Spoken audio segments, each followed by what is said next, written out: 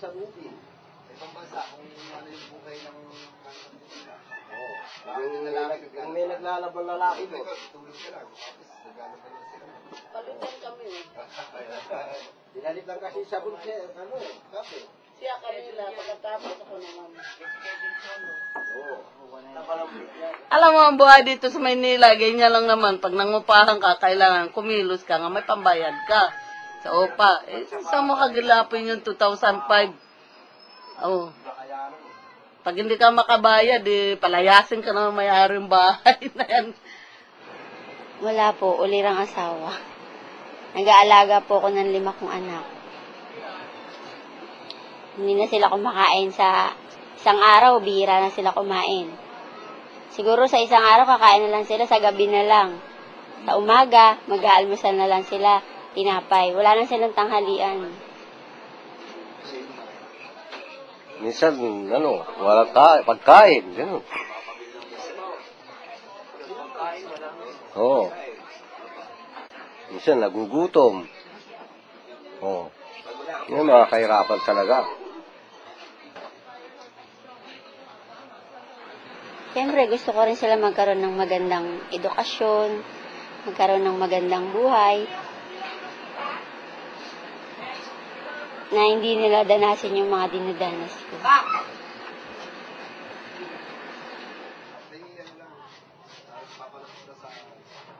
Papalabas sa Philippine. Sa ibang bansa, kung ano yung buhay ng kung may naglalaban lalaki doon. Tulog ka lang. Tapos naglalaban lang sila. Palutan kami. Dinalit lang kasi sa bulse, kape. Siya kanila, pagkatapos ako naman. A lot of structural adjustment policies were being implemented, including here in the Philippines in the 1980s. And during the implementation of that project, we found out that there was not adequate data to really look at the impact at the micro level. Censuses and surveys were just giving data at the regional and national level, but we were not able to get information to be able to assess the impact of all these policies at the household level. So we came up with a monitoring system that would allow us to do that, and that is the community-based monitoring system. There are actually several objectives of CBMS. One of them is really to be able to reduce poverty by promoting evidence-based decision-making, so that we would really be able to identify who and where the poor are, and after diagnosing the extent of poverty, being able to formulate appropriate interventions and then be able to assess the impact of all these interventions. We came up with an initial list of indicators relating to the different dimensions of poverty, and then these were subjected to various consultations. So we consulted different sectors, government, both national and local. We consulted academe, non-governmental organizations, and other stakeholders, and we came up with this core set of indicators. With the local government code, which was passed in 1991, many of the functions of the national government has been devolved to local government units. So we also see CBMS as a tool for improving local governance. The local government units get what we call the internal revenue allotment, a share of the national revenues from the national government, which they use together with their own internally generated revenues to be able to address the needs of their constituents. Many local government units had responded to it. There was a warm appreciation of how they can use it and the benefits that they will derive from using the CBMS. The CBMS is not entirely costless. There are some costs to implementing CBMS, and we thought that the best way to institutionalize it is if the local government units can take the lead in implementing it, because then cost will be shared across the different levels of government. It's not as costly as compared with other survey instruments. The financial aspect of the implementation is being shouldered by the local government. And so what we're saying with our municipal mayors is that let's be partners in the implementation of this. You should allocate part of your budget. The data that we generate are very different from the data generated by the CBMS, because the CBMS generates household level data. We used to do sampling only, say 20% of the total households in the community which will be used as representative of the community. It's more of a gut feel, before the CBMS. When you are a politician and you are asked by some quarters to do this and to do that, sir, we need this, we need that, and they don't have anything to rely on, they would say, yes, okay, you will be needing this, so I will give you this. Of course, we have always to use politics to implement our CBMS because we are the one allocating funds.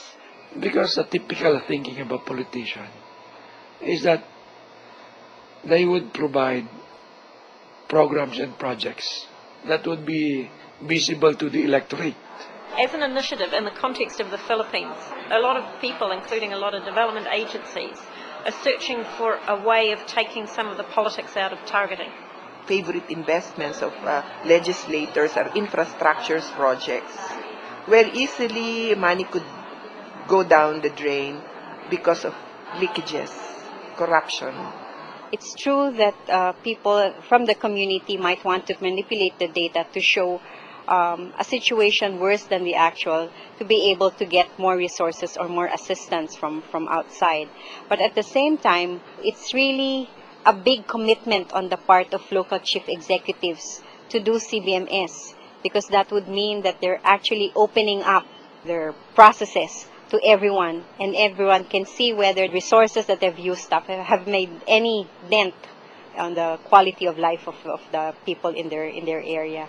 The people know the real problem of the locality, and if the chief executive do not implement projects that will intervene with the problems of the locality, well, this is a very big problem. Bakit na mayor gagawa ka nito hindi mo naman kailangan. Nung una akong mag-upo, akala ko kailangan kong magawa ng mga istruktura para sa aking accomplishment. Pero hindi pala. Ang kailangan pala talaga ay puntahan, itap ang koneksyon ng tao, itap ang koneksyon ng isang pamunuan sa pangangailangan ng kanyang barangay.